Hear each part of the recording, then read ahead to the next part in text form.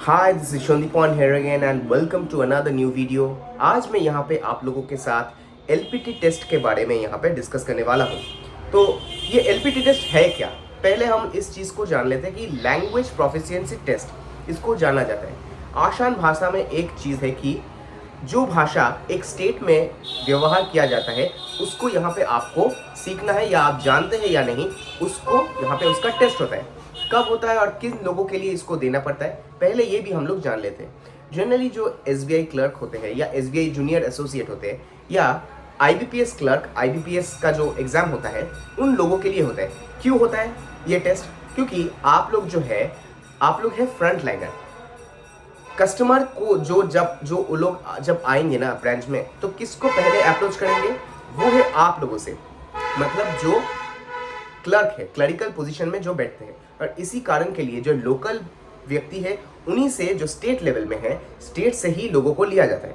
अब सपोज कि महाराष्ट्र में जो भाषा यूज होता है वो कौन सा होता है? मराठी यूज होता है, ठीक है। जो अगर हम लोग देख ले तो तमिलनाडु में तमिल यूज होता है, वेस्ट बंगाल में बंगाली यूज होता है, वैसे ही बिहार में हिंदी यूज होता है। तो ऐसे बहुत अलग अलग जगह में अलग अलग भाषाएं यूज होते हैं। पर बहुत लोग हैं जैसे जिन लोगों का सेकंड लैंग्वेज, जैसे हम लोग का फर्स्ट लैंग्वेज कभी कभार इंग्लिश हो जाता है, या फर्स्ट लैंग्वेज भी शायद हम लोग का जो मदर टंग होता है वो हो जाता है, पर उस स्टेट का शायद भाषा या ऑफिशियल लैंग्वेजेस शायद नहीं है।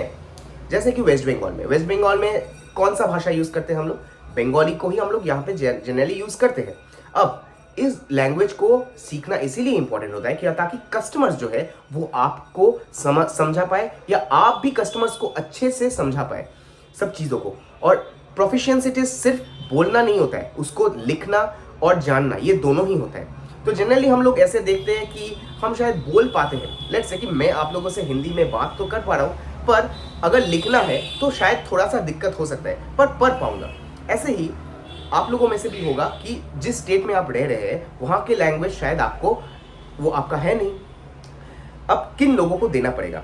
जो लोग क्लास 10 में, जो लोग जब आईसीएसई हो, सीबीएसई हो, या आपका स्टेट बोर्ड कोई भी बोर्ड हो जो आप दे रहे, वहाँ पे अगर वो ऑफिशियल लैंग्वेज ना रहे, लेट्स से कि हम लोग, मैं वेस्ट बंगाल का ही मैं एक एग्जाम्पल ले लेता हूँ, तो अगर बंगाली हम लोग का है, तो बंगाली अगर आपका क्लास 10 में ना रहे तब जाके आपको देना पड़ेगा लैंग्वेज प्रोफिशिएंसी टेस्ट। 12 में अगर रहेगा that is totally different issue, पर क्लास 10 में अगर आपने उसका एग्जाम नहीं दिया है तब जाके आपको एलपीटी टेस्ट आपको देना पड़ेगा। ये आप लोग शायद समझ पाए। Now coming to the next part कि यहाँ पे ये प्रोफिशिएंसी टेस्ट में होता क्या है। आप जाएंगे वहाँ पे आपको कॉम्प्रिहेंशन देंगे, कॉम्प्रिहेंशन, या आपको कहेंगे कि इसमें कुछ क्वेश्चंस भी दे देंगे, वहाँ से आपको उत्तर देना पड़ेगा। जैसे कि आप लोग देखते हैं जो हम लोग रीडिंग कॉम्प्रिहेंशन यूज करते हैं ना, जो इंग्लिश में पूरा जो होता है आप देखते हैं, वही रीडिंग कॉम्प्रिहेंशन, वही बंगाली, या अगर महाराष्ट्र हो वहाँ पे मराठी में, या उसका लोकल लैंग्वेज हम लोग कहते हैं कि लोकल लैंग्वेज में वहाँ पे जो लैंग्वेज वो ऑफिशियल लैंग्वेज लोकल लैंग्वेज है वहाँ पे आपको देना पड़ेगा। Now coming to next part कि इसके साथ और क्या हो सकता है। आपको एक एसे लिखना पड़ेगा।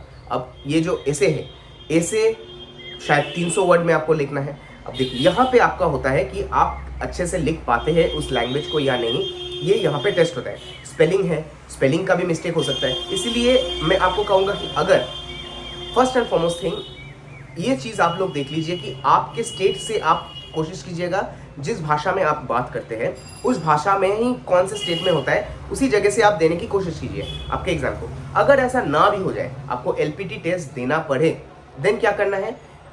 आपको मिल गया, लेट्स से आपको सिलेक्शन आपका हो गया। अब एलपीटी टेस्ट के लिए आपको 1 महीने आपको मिनिमम मिल जाएगा। कोई भी आप एकदम बेसिक लेवल का आप बुक्स पकड़िए और उसको जो एकदम कॉन्सोनेंट्स होता है, जिसको कॉन्सोनेंट्स, वावेल्स जो भी है, ये चीज़ आप उसको पहले लिखिए। अगर आ ये जो है, उसके बाद जो क ख ग घ, ऐसे पूरा जो भी है, मैं आपको एक हिंदी का मैं कह रहा हूँ, ऐसे ही बाकी जो स्टेट्स है, सदर्न स्टेट्स में अलग अलग है, उड़ीसा में अलग है। तो जिस स्टेट में जो है, अगर वहाँ से आप लोग दे रहे लोकल लैंग्वेज आपको चाहिए, you have to know that, तो वो उसको पहले आप लिखिए। उसके बाद दो आपका नंबर है, उसको पहले प्रैक्टिस कीजिए। इस चीज़ को जब प्रैक्टिस करेंगे ना, तब जाके आपका वो एलपीटी टेस्ट का जो भूत है, मतलब एक अंदर से क्या होता है कि अब सब कुछ आप सब कुछ आप क्लियर कर लिए, पर एलपीटी टेस्ट में आप वहाँ पे जाके आप अटक गए तो कितना खराब लगेगा ना। इसीलिए मैं आपको कहूँगा कि इस चीज़ को पहले आप लिख लिए, उसके बाद एक एक अक्षर उसको लिखना। So if you have crack the one of the toughest exam, government exams tough होते हैं, तो अगर आपने टफ एग्जाम को क्रैक कर दिया है, this is something which is a cake walk. और इस चीज़ को करने के लिए 1 महीना इज एनफ। 1 महीने पूरे एकदम शिद्दत से उस चीज़ को कीजिए। और इसके साथ साथ अगर उसको उससे भी इम्प्रूव करना है, गूगल ट्रांसलेटर यूज़ कीजिए। उसके बाद अगर अखबार है, न्यूज़पेपर को पढ़िए। जो आपका न्यूज़ होता है, रीजनल न्यूज़ होता है, रीजनल न्यूज़ को देखिए। इस चीज़ से आपका वो जितना आप उसको ब्रेनस्टॉर्मिंग करेंगे ना, उतना आपका वो क्या होता है, आपका लैंग्वेज का जो पावर है वो ज़्यादा बढ़ जाएगा। और लिखने का मैं क्योंकि ये इसीलिए मैं कह रहा हूँ क्योंकि वहाँ पे जाके आपको रिटन एग्जाम ही देना है। बोलना कम होगा, शायद वाइवा हो सकता है, पर वाइवा से ज़्यादा आपका जनरली लिखने का जगह वो सबसे ज़्यादा होता है। प्रोफिशिएंसी आपका टेस्ट करेगा कि आप उसको ठीक से लिख पा रहे हैं या नहीं।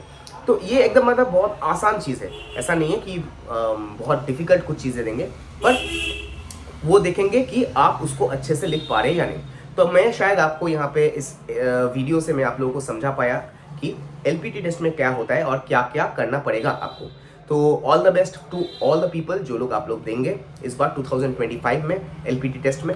तो आशा करूँगा कि आप लोग अच्छे से देंगे और इस एग्ज़ाम को पास कर जाएंगे।